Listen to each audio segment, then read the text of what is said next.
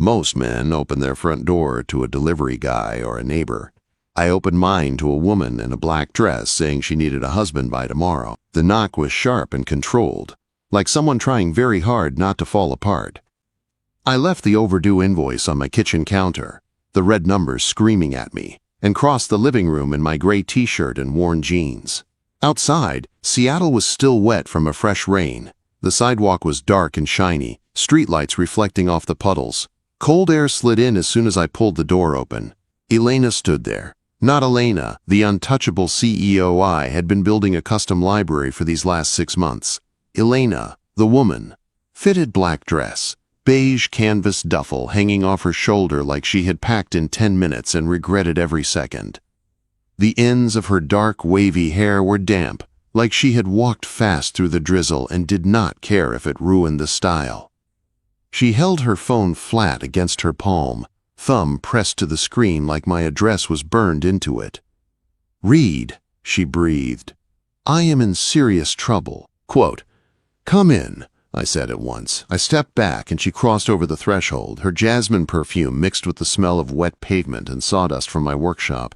She did not look at my peeling baseboards or the old couch. She looked straight at me, like I was the only solid thing left in the world. She dropped the duffel.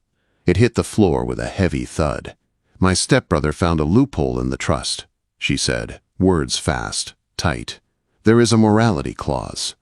It is ancient, from the 50s, but the board is upholding it. If I am not settled in a domestic union by the start of the fiscal quarter, voting power goes to the next male heir." Her jaw clenched. "That is Julian. That is tomorrow." She lifted her chin like she had to force the next words out. "I need a husband by tomorrow," she said, "and it cannot be someone from my world. They will want shares. They will want control. I need someone I can trust to just show up." My mind did a fast spin through the last 6 months. Elena in sharp blazers, walking through my half-built library with quiet authority. Elena asking about sightlines and archival paper instead of the marble bar everyone else wanted. Elena signing my invoices on time, every time, when other clients made excuses. And then I thought of the red ink on the overdue bill behind me, the note from the bank. 2 days until they called my loan. 2 days until my guys lost their jobs. I met her eyes. "I will do it," I said. My voice came out rough but steady. A small flicker of relief crossed her face, so quick most people would have missed it. "But if we are selling this to a board full of old men," I went on, "we cannot look like we just met at the altar. We have to look real, lived in." I reached back and turned the deadbolt. The click sounded louder than it should. "Then you will have to move in tonight," I said. She blinked once, then exhaled slow, like she had been holding her breath since the day started. She nodded. "Okay," she said. "Tonight."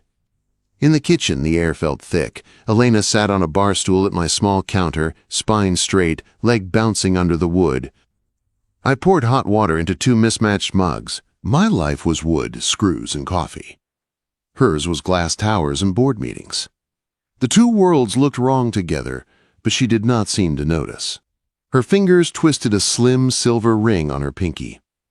I had seen that little habit before during site visits, when an engineer said something stupid. "Why me?" I asked, sliding a mug toward her. "You know plenty of men in suits, Elena. Why pick the guy who cuts your shelves?" She wrapped both hands around the warm mug and stared into the steam. "Because you listen," she said. Her voice dropped. "When I told the other contractors the library lighting had to be right for old paper, they rolled their eyes. You ask for the specs. You do not try to win the room. You try to solve the problem." Julian, her stepbrother, flashed through my memory. Perfect hair, perfect teeth, shoes that cost more than my truck. He had looked at me like I was part of the scenery, useful but forgettable. "If we do this," I said, leaning back against the counter, crossing my arms, "we have to be airtight. Julian will dig. He will look for financial cracks. He will watch how you correct me in public. He will try to pull us apart." "I know," she said. "That is why I came here first." She pulled a slim folder from her bag and set it on the counter between us, the kind of folder that usually meant fees and long meetings. It is a prenup and a short-term cohabitation agreement, she said. No pressure, no demands, just appearance, shared address, shared timeline. And a payment schedule. I held up a hand. Stop, I said. Her eyes flashed. Read. I am not taking money for a marriage, I said, keeping my voice calm. If you want to protect me legally, fine. If you want to keep my shop alive, do it clean. Hire my workshop for the next quarter as your maintenance contractor. Pay market rate. Prepay an invoice. That is a business deal, not a trade. For a second, something like pain crossed her face. Then her shoulders dropped half an inch.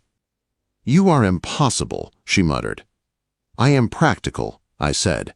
Julian is going to try to paint me as a grifter. We do not hand him the brush. She watched me for a long beat, then nodded once. Fine, she said. I will have my counsel draft a work order first thing in the morning. I bumped the thermostat up a few degrees. Her arms were covered, but I could see goosebumps on her skin. We try to hit the courthouse at 8, I said, if Julian does not throw a wrench in it. Tonight, we get our story straight. Her lips twitched like she wanted to smile and did not trust herself. We are writing our own history, she said. Pretty much, I answered. We spent the next hour building a fake timeline that had to feel real. First phone call. First site visit. First argument about shelf spacing. First joke. First time she saw my shop. I told her about Marco, my foreman, and Lana, my bookkeeper who threatened to fight the bank with a stapler. She told me about board members with fragile egos and a security guy Julian had on his side. If you do not know how I take my coffee, I said, Julian will eat us alive. She blinked at me. Okay, she said. How do you take it? Quote. Black. No sugar, I said. If you ever put vanilla syrup in it, the marriage ends on principle. Quote. A small, real laugh pushed past her guard. By midnight, the rain had started again. It tapped against the windows like fingers. Elena's phone buzzed on the counter. She glanced at the screen. Her jaw tightened. He is already moving, she said. Julian? I asked. She nodded. His assistant just emailed my counsel. Emergency board meeting tonight at my house. They want to welcome the groom. Quote. I set my mug down. Then we do not hide, I said. Her eyes met mine. Fear and fire, both there. Okay, she said slowly. Then tonight, we stop pretending we are pretending. I grabbed my jacket. She picked up her duffel again. We were not married yet. We had no license, no rings, no ceremony. But as I locked my front door and walked her out into the wet Seattle night, it already felt like a line had been crossed. And there was no way back. Elena's place looked like a magazine cover, and a museum had a child. Glass. Steel. White marble floors so clean I was afraid to breathe on them. Floor-to-ceiling windows with the whole city spread out below like a map. I stepped inside and wiped my boots on the mat twice. It still felt wrong. The guest room is down the hall, she said. Her voice was smooth again, CEO mode sliding back in place. I will order food. We can review the story before Julian arrives.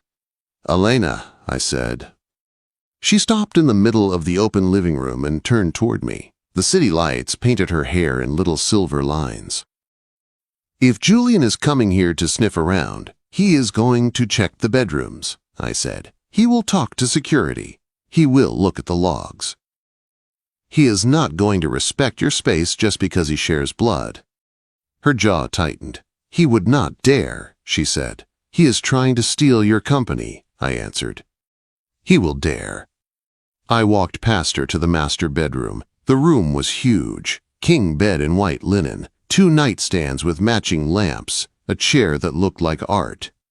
No clutter, no dust, no life. I am sleeping in here, I said. Absolutely not, she snapped from the doorway. That crosses a line. You can take the guest room. Quote.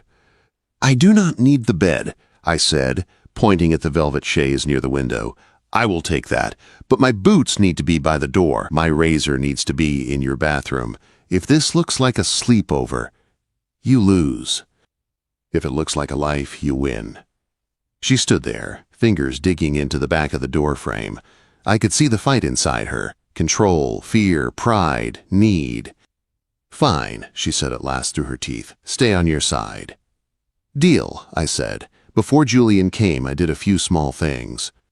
I moved one throw blanket from the perfect stacked pile to the back of the main couch. I put 2 mugs in the regular cabinet instead of the glass display one. I closed a cabinet door that had a faint ring mark from an old glass and wiped it clean.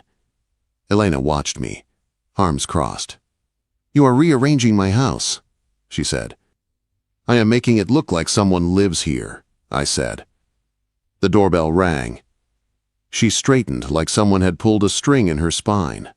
Julian walked in with a bottle of scotch and a smile that felt like a knife. He wore a dark suit and no coat, like bad weather did not touch him. His eyes skipped over the art on the walls and landed on me. "So this is the groom," he said. "The carpenter." "Elena already introduced us," I said, staying where I was. "Once. It was enough." He poured himself scotch without asking permission. That told me exactly how he felt about her house. "Elena always did have a soft spot for charity cases," he said. I moved to the sofa and sat on the arm next to Elena. Close enough to be in her space, not close enough to trap her. I let my arm rest along the back of the sofa behind her shoulders. "It is not charity," I said, voice calm. "It is competence. Some men talk about building empires. I actually know how to pour the foundation." His eyes narrowed. "How did you two meet?" he asked. His tone was casual. His gaze was not. Elena opened her mouth. "Elevator malfunction," I said first. "She was late to a board call." I got the doors unstuck. Elena shot me a quick look. That had never happened. Not until now. Julian waited, hungry for the correction. "It did," Elena said smoothly, leaning into my side just an inch. "He got grease on his shirt, then apologized like it mattered. I hired his company that afternoon." Julian's smile twitched at the corner. "A crack. Cute," he said. He sipped his drink and looked me over again like I was a car he did not like but might have to drive. The questions kept coming. How long had we known each other? Where had we gone on our first date? Which side of the bed I slept on? I let Elena handle some. I answered others. When I answered, I always added one tiny detail only someone who lived with her would know. Her coffee at 5:30. Her habit of leaving shoes by the door in a perfect line. By the time he left, his smile was tighter. As soon as the door closed, Elena sagged against it for 1 second. Just one. Like a person dropping a weight. "He is going to come harder now," she said. "Good," I said. "He will be easier to hit." She actually smiled at that. The first night under her roof felt wrong and right at the same time. I took a fast shower and put my razor in her bathroom cabinet next to her things. Her expensive glass bottles and my cheap drugstore handle looked ridiculous together, but they were real. I slept on the chaise in the master, boots lined up by the door where security cameras would catch them. The city glow pushed around the edges of the blackout curtains. I expected not to sleep at all. Instead, I woke up at 5 to the soft sound of bare feet on the hardwood floor. I opened one eye. Elena stood in the doorway in a long, dark robe, hair down around her shoulders, phone in hand. She thought I was still asleep. She watched me for a second, the way my boots sat by the door, the blanket half kicked off my legs, the way my arm was thrown over my face. She looked like she wanted to say something. Then she turned and left. By 7:12 the next morning, she was in my passenger seat, hair pulled back, makeup perfect, phone on silent. My travel mug sat between her hands, my coffee black, still hot. We headed toward the courthouse. The sky was low and gray. My stomach felt like it was full of nails. Her phone buzzed. She looked at the screen and went still. "Do not answer," I said. "Not now." She answered. "Yes," she said. Her voice went flat in a way I did not like. I only heard one side of the call, but it was enough. State compliance. 2 inspectors and an attorney. At her building. Right now. Asking for her by name. Packet in hand. Julian behind it. "If you leave," her COO said through the speaker, They will file an emergency hold on the trust. Elena looked at the courthouse sign as we passed it, and then back at the road. Why now? She asked, more to herself than to him. Because Julian called it in, he said. She closed her eyes for half a second and then opened them, hard and clear. Turn around, she said. Elena, I started. Turn around, Reed, she repeated. She did not raise her voice. She did not need to. If he locks me out of the building, the courthouse will not matter. So I turned around. The rest of the day was fluorescent lights and slow poison. I paced outside a glass conference room while Elena sat across from 2 inspectors and an attorney. They spread her life out in front of her in neat piles. She answered questions. She pointed to sections of policy. She did not flinch, even when her hands shook under the table. At 4:46, she walked out. Her hair was still perfect. Her eyes were not. The clerk's office closed at 4:30, she said. Her voice was calm, but I could hear the crack under it. We missed it. And your deadline is tomorrow, I said. She nodded once. This is what he wanted, she said. He wanted us rushed and sloppy. I looked at her and saw the weight on her shoulders. Company, employees, name, legacy. And now me, with my shop and my debts stacked on the same fragile board. Then we are not sloppy, I said. We do this right. Fast but right. By 8:30 that night, we had everything filled out. License packet, trust affidavit her lawyers wanted, 2 sets of ID, proof of address. Proof of everything. The courthouse was dark. The notary office near her building was dark. Julian was probably sitting somewhere with a drink, already tasting her loss. Notaries have to work normal hours, Elena said quietly in the passenger seat. Some do, I said. Some do not. Marco's sister had a friend. That friend had a cousin. That cousin had a number. It led us to a narrow staircase above a 24-hour diner that smelled like fries and bleach. At 8:57, we climbed the stairs. At the end of the hallway, a small office door sat propped open with a stapler. Inside, a woman in reading glasses looked up from a desk covered in paper. You are cutting it close, she said. Story of my life, I muttered. Elena stepped forward. She set the folder on the desk with the same care she used for quarterly reports. Her hands were steady again. That was her power. Panic in private, precision in public. The notary checked our IDs, stamped the forms, and slid the affidavit back to us. 903 pages M. The timestamp was clean. Legal, a tiny black line that might decide both our futures. Then the notary asked for rings. Elena's fingers tensed in mine. We did not talk about that part, she whispered. It is okay, I said. I reached into my pocket. I had almost left it at home. At the last second, I slipped it in. A simple gold band, old and a little scratched. My grandmother's ring. She had left it to me when she died, with one note. Use it when it matters. I took Elena's left hand. Her skin was cool under my fingers, strong, not delicate.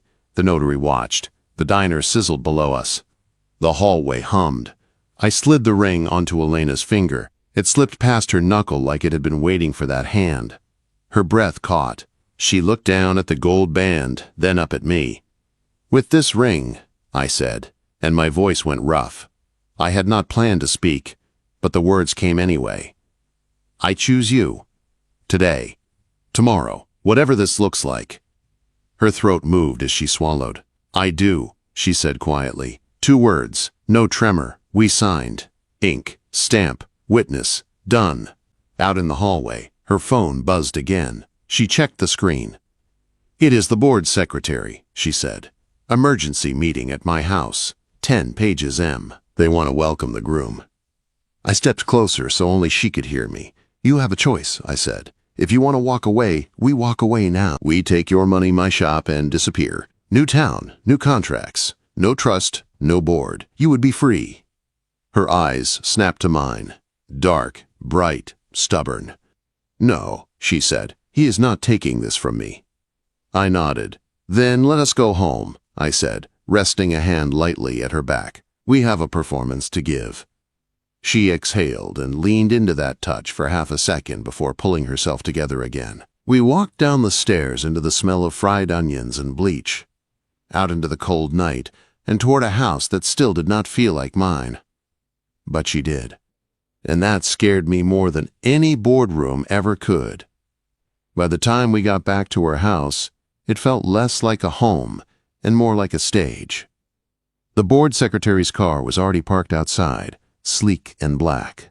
Lights spilled from the windows onto the wet pavement. Inside, everything was perfect again. Marble, glass, art. All carefully placed and somehow empty. "The guest room is still down the hall," she said automatically. "I am not hiding in a guest room," I said. "Julian will ask where I sleep. He will check logs. He will look for your panic." I walked straight to the master bedroom. The bed was still made like a showroom. "I will take the chaise," I said. "My boots by the door. My jacket over that chair. My razor in your bathroom. If this looks like a visit, he wins. If it looks like we are trying to build a life, he loses ground." She stood in the doorway, hands tight at her sides. "You are sure about this?" she asked. "No," I said honestly, "but I am sure I am not letting him pick me apart like I am a fake. If we do this, we commit." Her jaw clenched. Then she nodded once. "Stay on your side of the bed," she said. I smiled a little. "I do not need the bed," I replied. "I will let you keep your fortress." Before she could answer, the doorbell rang. For the second time that day, she put on her CEO face and walked to war. The board secretary was polite and stiff. He shook my hand like he expected sawdust to rub off. He walked through the house with a careful gaze, asking small questions that were not small at all. How long had I been here? Where I kept my tools? If we had plans to expand the family? Elena answered in calm, short sentences. I added small details when needed, the way she stole my flannel when she was cold.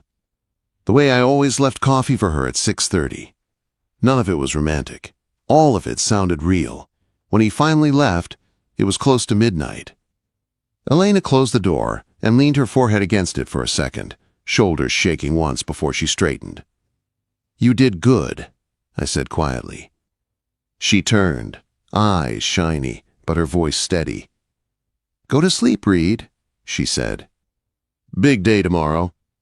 I showered in her bathroom, my cheap razor sitting next to her glass bottles. The sight made something heavy and warm sit in my chest. I lay down on the chaise and listened. The city hummed outside. Somewhere in the house she moved.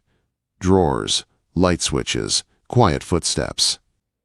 At some point in the night, I woke up to soft steps at the door.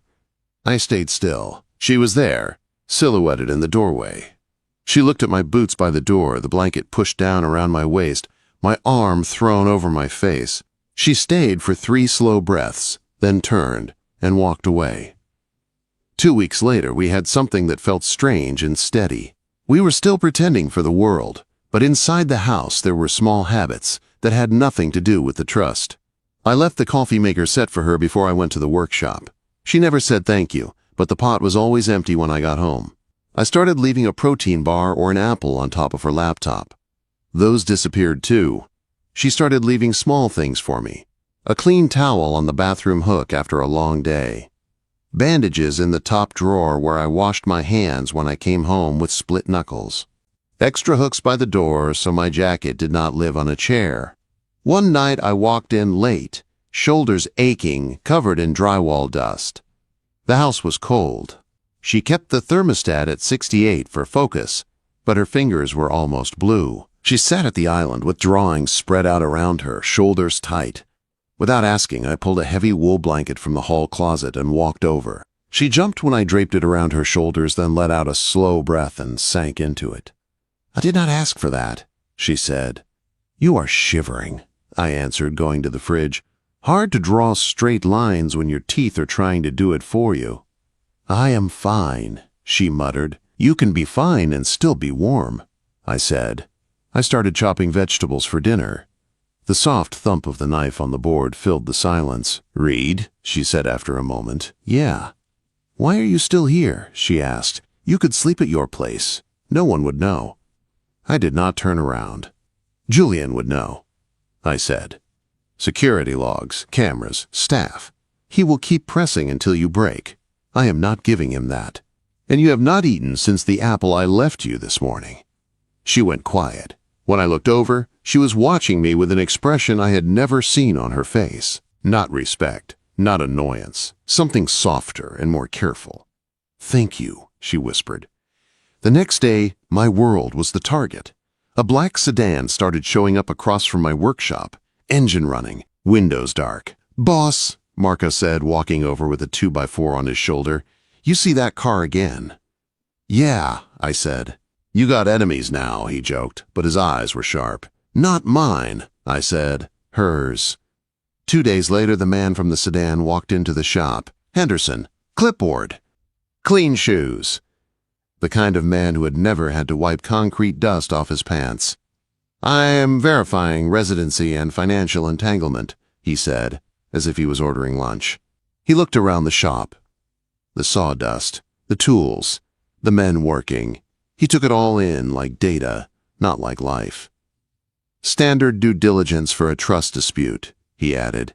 Marco bristled. "We don't do interviews without—" "I will handle it," I cut in, wiping my hands on a rag. I stepped between Marco and Henderson. "You want answers? Talk to me," I said. Henderson's eyes flicked to my hands. Split knuckles. Old scars. My forearms were still tense from hauling lumber. "You live alone?" he asked. "Not anymore," I said. "My legal address is Elena's house now." He wrote that down. "Debts?" he asked. "Past due note, workshop lien risk, any recent large deposits?" I stared at him. "My shop is busy," I said. "I get paid for work." "Paid by your wife's company," he said. "Paid through a signed work order at market rate." I corrected. "If you want a copy, ask her counsel."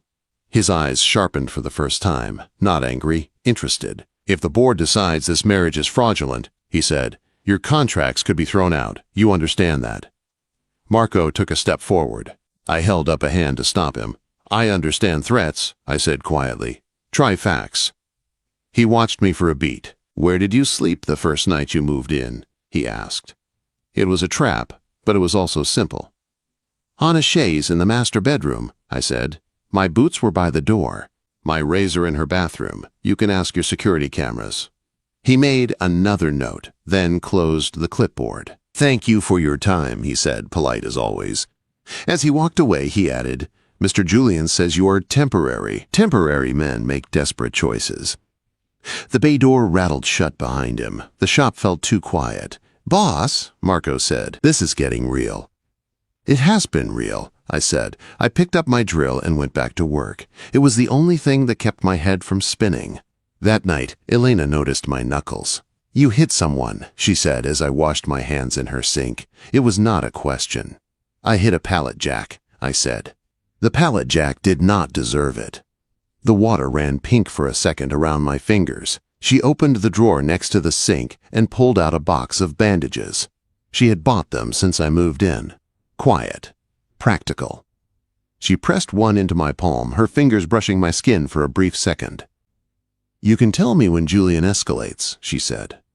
"I can handle him," I said. "You can," she said, eyes lifting to mine. "But you do not have to do it alone." That was the first time she said "we" without also saying agreement. Quote, "The real test came at the annual foundation gala. The room was a sea of crystal and black fabric. A live band played something smooth. People laughed a little too loud. Elena wore a midnight blue gown, low in the back, her hair pinned up. She walked into the ballroom like she owned gravity. When I stepped out in the tux she had rented for me, her eyes widened for a second, and her mouth actually parted. "You clean up well," she said, voice softer. "I try," I said. I offered her my arm. She took it. Her fingers curled around my sleeve with more pressure than the pose needed. The whole night was a game. Smiles for board members. Polite small talk for donors. Quick, sharp looks between me and Elena every time Julian drifted near. We moved as a unit, my hand at the small of her back, guiding her through the crowd. Her squeezed fingers when someone pushed too far with questions. Then the band started a slow song. "Dance with your husband," Julian said loudly from behind us. Too loud. The people around us went quiet and watched. Elena lifted her chin. "Gladly," she said. We walked to the center of the floor. I slid my hand to her waist. Her palm settled on my shoulder. Our other hands laced together. We started to move. Slow steps. Small circle. The rest of the room blurred. "You are doing great," I murmured near her ear. "I feel like I am waiting for the floor to open," she whispered back. "Maybe it will not," I said. "Maybe for once, something can just hold." She looked up at me. Her eyes were dark and searching. The distance between us was nothing. I could feel her breath on my throat. I could feel her fingers tighten on my jacket. My hand slid up her back, fingers resting at the nape of her neck. The base of her skull fit right in my palm. "Elena," I said low, "if I kiss you right now, everyone will see." "Good," she said. She tugged on my lapel, small and clear. I kissed her. Not for show, not to sell a story. Just once, clean and hot and real.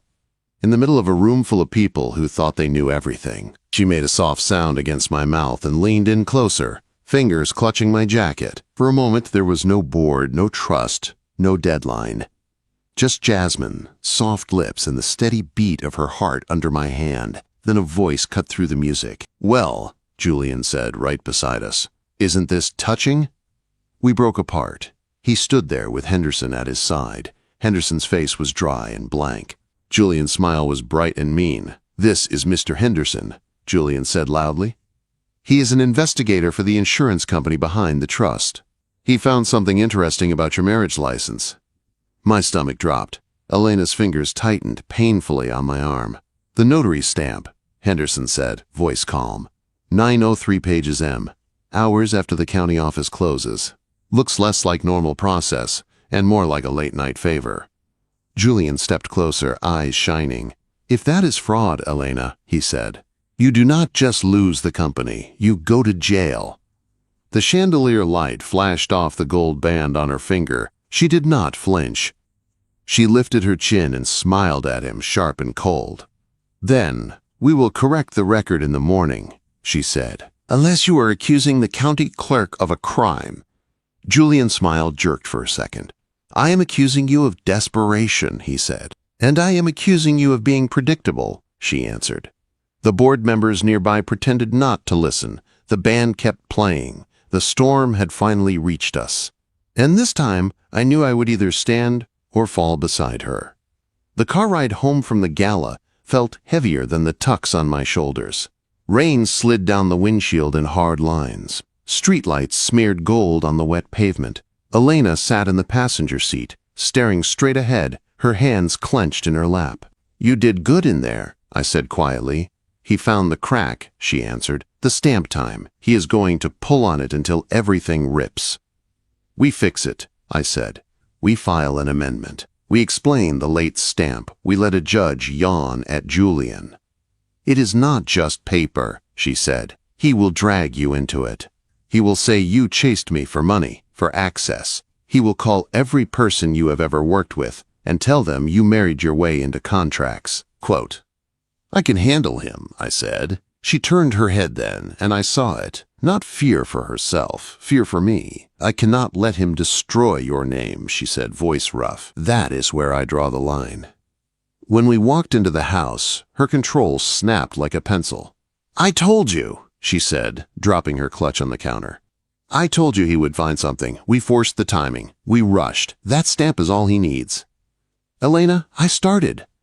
She went straight to her desk, yanked a drawer open, and pulled out a checkbook. The pen shook in her fingers as she flipped it open. "I am ending this," she said. "I will tell them I panicked, that you tried to talk me out of it. I will give you enough to pay off the shop, disappear, start over somewhere Julian has never heard of." She started to write my name. I walked over and put my hand over the checkbook.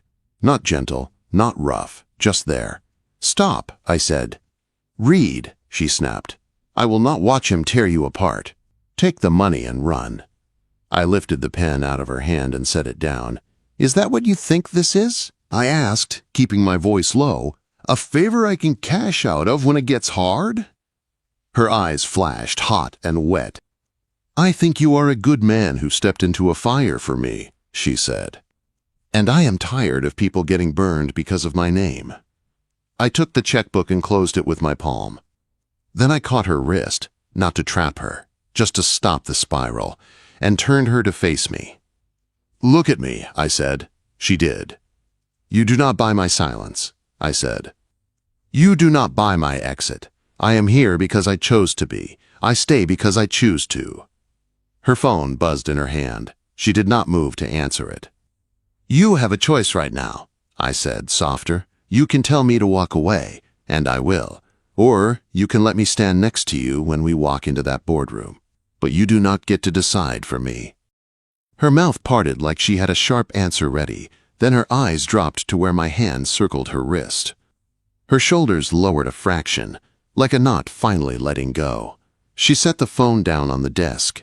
It kept buzzing. She stepped into my space, grabbed my shirt with both hands, and pulled me down. That was all the answer I needed. I caught her jaw with my fingers, thumb at the hinge, and kissed her. Harder than at the gala, with every lie and fear and promise packed into it. Her hands fisted in my shirt like I was the only steady thing left. When we broke apart, her forehead rested against mine. Her breath was shaky. "Do not walk away," she whispered. "I am not leaving," I said. "Not tonight, not tomorrow, not in that boardroom." We did not close doors. We did not turn off lights. The line between fake and real had already moved.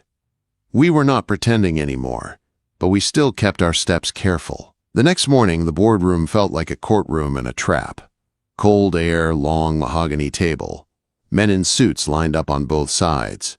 Julian sat at one end with a folder in front of him. Henderson stood by the wall, clipboard under his arm. "The evidence is clear," Julian was saying. The marriage was rushed and fraudulent. A last-second move to get around the founders' wishes. I moved to strip Elena of her voting rights and transfer them to the rightful heir. By rightful heir, he meant himself. Elena sat next to me. Back straight, hands folded, face calm. Only the quick jump in her neck pulse gave her away. "Mr. Reed," Julian said, his fake smile in place. "I believe your role here is simply to watch." I stood. "My role here is her husband," I said, "so I am going to talk." Julian rolled his eyes. "Please." "The floor is yours, Carpenter." I did not look at him. I looked at Elena first. Her eyes met mine. There was fear there, but also trust. "You want to talk about the stamp?" I said to the board. "Fine. It was late. We rushed. You know why? Because I watched this woman hold up a company while people waited for her to fail. She asked for help once, and I did not want her to talk herself out of it." Julian snorted. "Spare us the romance," he said. "This is about rules." "This is about what kind of people you trust," I said, turning to the other directors. "You think a late stamp makes this marriage fake. But I have lived in her house. I know how she works. I know she cuts her own bonus when projects slip so juniors do not lose jobs. I know she keeps this place steady when others would have cashed out." I pulled a folded paper from my pocket and laid it on the table, the work order. "This is the contract between my workshop and her company," I said. "Market rate, signed before the marriage. This is how she helped my shop, not with a secret payoff. With a clean deal, on paper." A few board members leaned forward to look. "Julian says I am temporary," I went on, "that men like me make desperate choices. Maybe, but I know how to build things that do not fall when someone leans on them." I looked at Elena again. "And I am more afraid of losing her than I am of losing this job," I said. Silence rolled through the room. Elena stood. "Reed is right," she said. "The marriage was fast. But it is not fake. If this board believes my competence disappears because my family tied an outdated rule to my name, then accept my resignation." The room gasped. Even Julian's face slipped. He had expected her to beg, not to offer to walk away. "If I go," she said, "you get your precious clause. You also get to explain to shareholders why the only person who knows every inch of this company is gone." She turned to me first, then to the board. "Or," she added, "you can look at the numbers. Look at Sterling's mess from 3 years ago that I cleaned. Look at Julian's record of half-finished projects and missed deadlines, and ask yourself who you trust with your money." She sat down. Her hand found my thigh under the table, a small grip, strong as steel. The board asked questions. They asked Henderson about stamps and notaries. He answered in calm, dry words. Irregular, not illegal, needs correction, not fraud. They did not vote right there. They never do. Too much pride tied to a show of process. But when we walked out of the building into cool air and low clouds, I could feel it. The balance had shifted. "You resigned," I said, stunned. She let out a small laugh that sounded half hysterical, half relieved. "I bluffed," she said. "They will not accept it. They need me more than they need him, but I had to mean it when I said it." She stopped on the sidewalk. The rain had stopped for once. The world smelled like wet concrete and clean air. "What you said in there," she started. "I meant it," I said. "All of it." "Even the part about being more afraid of losing me than losing your job?" she asked quietly. I reached up and tucked a piece of hair behind her ear. My thumb brushed her cheekbone, soft and brief. "That part especially," I said. Her eyes shone, but she did not cry. She just nodded once, like a decision landing. "So what now?" she asked. "The crisis is over. The agreement did its job." "You tell me," I said. "Do you still need a husband by tomorrow?" She smiled then, small and real. "I need you," she said, "not for a trust, for home." The shop was quiet that night.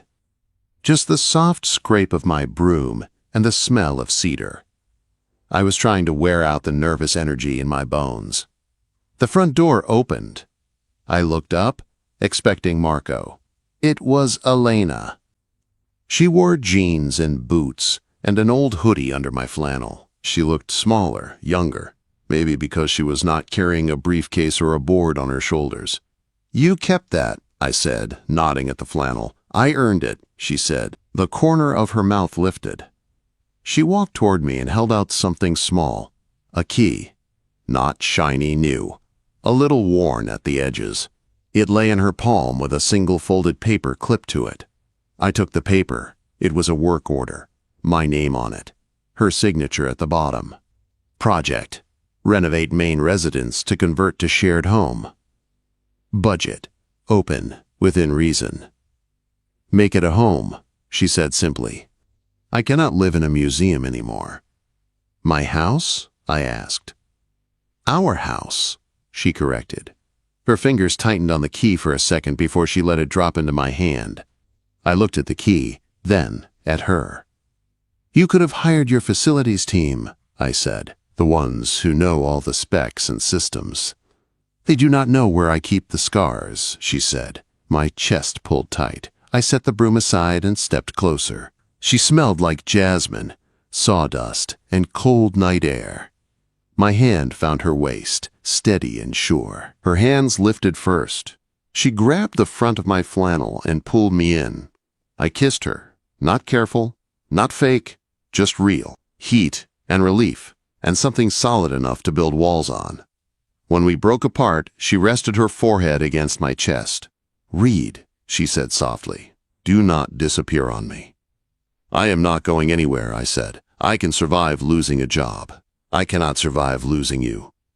She breathed out a laugh that shook a little. "Good," she whispered, "because I need you at 9 tomorrow." "For what?" I asked. She tapped the work order in my pocket. "A walkthrough and a list," she said. "If this is going to be our house, I want it done right." I smiled, a real one this time. "Yes, ma'am," I said.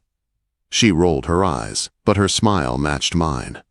Outside, the city kept moving. Inside my dusty workshop, under cheap lights and the hum of an old heater, something finally felt steady. I did not just have a client anymore. I had a partner. And for the first time in a long time, the future looked like something I could build, with both hands and both hearts.